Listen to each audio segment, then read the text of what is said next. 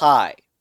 So obviously on my channel, I've done a lot of different puzzle games. I've explored a lot, showcased a lot of different games, but there's some games that for one reason or another, I can't actually do playthroughs on. And yet it's been sad sometimes because they're really good experiences, but they're not good for a watching channel experience. So I thought it'd be fun to talk about why some of these puzzles and games end up in unplaythroughable purgatory. I think the ultimate example is from Moto by Jack Lance, which is a series of grid logic puzzles, which is a puzzle book, by the way, 6 pages. Not only is it difficult, but there is something really spoilable about this that makes the playthrough of this a legit horrible idea. Like, even if I did beat it completely, it just does something so unique. This genre of puzzle is fascinating, but I cannot explain more without spoiling, but I will tell you why. What's so great about this at the end of this video. That's a promise because it's so good. Now, that game slash puzzle book is very special, but there's some other games and experiences which have different reasons. What if you can guess the reasons beforehand? I'd say one of them is, it is a long story-based experience where much of the info is off-screen and you cannot really visualize your memory and notes instantly, and commentary takes forever. This is what happened, I think most recently, with a game called Type Help, a detective game inspired by a lot of the detective greats. And by the way, it's getting a remaster called The Incident at Galley House. The core concept of this game is you type commands into this box and figure out what supernatural thing happened. What happened to all the people in this mansion where a bunch of people died, and you only have audio recordings, and to access files you need to read carefully, figure out stuff about the file format, track people's whereabouts and what they were doing and their motivations. I sure attempted to do a playthrough on this alright, but it ended up being only 5 minutes where I was commentating over all the text. I even had this completely unused attempt to like look at words and see their occurrences to pattern match stuff. In the end, I decided to just play it like how I normally play games, which, by the way, I don't know if this is like a super surprise reveal, but when I'm playing games for myself and not recording, I am silent almost all the time. I did share this video to my Discord, but I assume anyone who watches it like already knows the entire plot and doesn't need me to like walk through everything. And I would honestly say I did very well in terms of my playthrough. I figured the formatting quickly, the final trick quickly, the main plot quickly. Well, actually the main plot not that quickly. It's subjective. I figured out like at Act 3 or something. But it's a non-linear experience, and some people mentioned in the comments. There's a lot of comments, by the way. It was a very popular game. You know, here's something else. Curse, the devs announced that Type Help Remaster literally like a day after I did that 1 session playthrough, so really like I should have waited. Or not.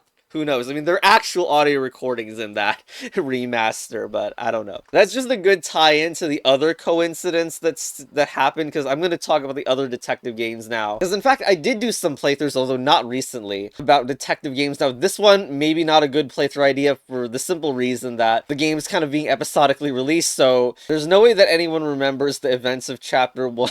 Well, I kind of do. But yeah, also these visual novel detective games tend to also last with a long playtime. I'm at least very happy to have done this video, which was showing off a mystery game, but it was an Ace Attorney fan case, which is easily a 12 to 14 hour experience, but has such incredible moments in it. And I'm glad the video performed okay. I mean, maybe I wish it did viral. I don't know, maybe I should do a sequel to this where I just outright spoil the whole damn thing, since I did basically a spoiler-free review in that video. Also, because I'm deranged and not a real content creator, I uploaded one time an 11-hour edited playthrough of an Ace Attorney fan case. Yes, some watched the whole thing.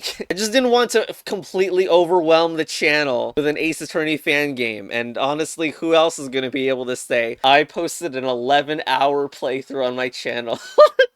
Anyway, after I posted that Curiosity of a Turnabout video, you know, the one, the spell book where everyone has a magic spell, I was reminded of 2 other games, the same kind of concept, Tyrion Cuthbert and Staffer Case.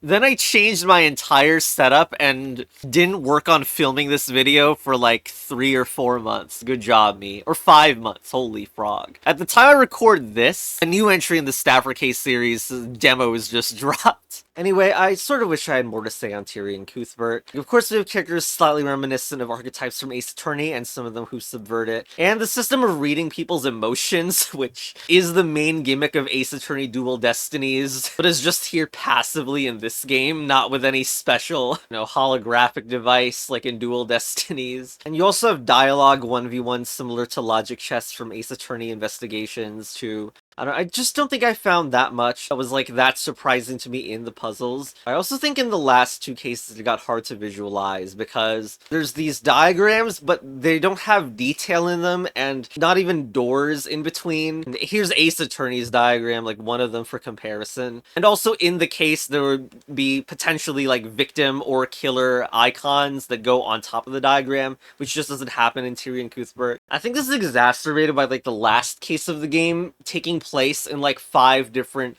locations of crime scenes.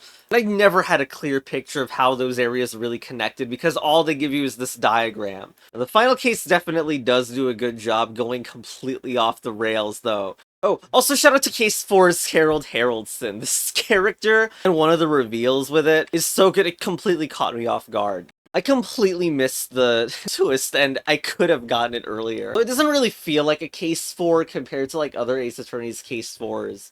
I think. Anyway, okay, now I suddenly feel guilty. What if, like, other people really, liked the game a lot more than me, and now I'm comparing it this way? Okay, I must move on. This video's taken too long. God, I really need to get this video done. Anyway, Case 1 and 2 is available as a demo. I had a lot of fun with this game and thinking about the systems in it. Basically, everyone has a skill, and the Burrow also classifies them with a threat level that kind of represents the power of that skill, as if you were holding a gun. And you are playing, of course, as someone who effectively has no skill at all and are unarmed, but others are classified as effectively always having a knife on them at all times or having the power of a tank at all times. So you spend most of the time figuring out mysteries of how people could have used their skills, and you also get, like, lie detector testimonies and mini-maps. Now, there is a legit reason I really need to put this upside down, because you should play the demo at least. Otherwise, the thing that I have upside down will be spoiling a really nice moment. Chapter 3 involves the reveal that certain objects can also have magic skills, and these special objects are referred to as pieces of staff.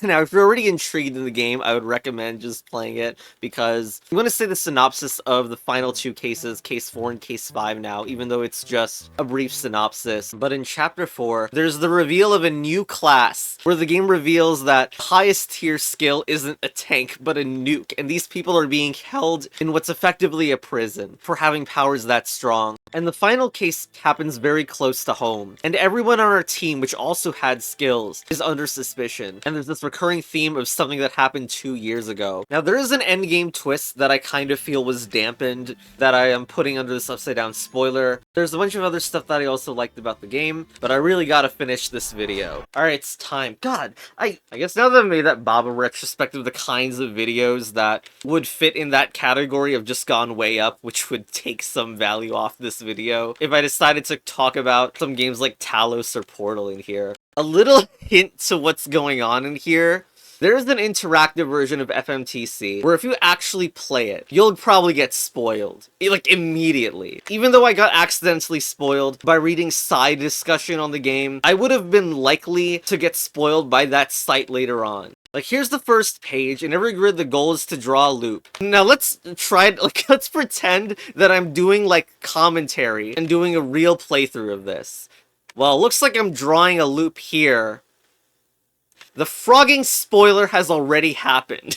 I mean, you could potentially try to start playing the book yourself now, but the thing is, the other way you could think about drawing a loop is like this, caring about the center of the tiles, and that our inputs are in between instead of on the edges. That kind of concept with people seeing things in different lights, it's so good. It's kind of silly because I later, without really being sure about this, there was a Lingo map idea that I had near the start of Lingo Custom Maps that would have played into the same idea. I don't really even remember if I knew about this or exactly that it was this. Thinky Games lists this hard to reach ending, hard to reach 100%, and that's the vibe in many discussions about the game. And I actually do not 100% know if what I just said about the game, about it being this ambiguity ambiguity of draw loop is actually correct. Which is kind of insane to say. I'm almost certain it's correct. But I haven't looked at its solution thing. It's just the vibes of the game. And it was probably like a freaking year until I noticed this detail too. Which also got immediately lost in translation, in my opinion.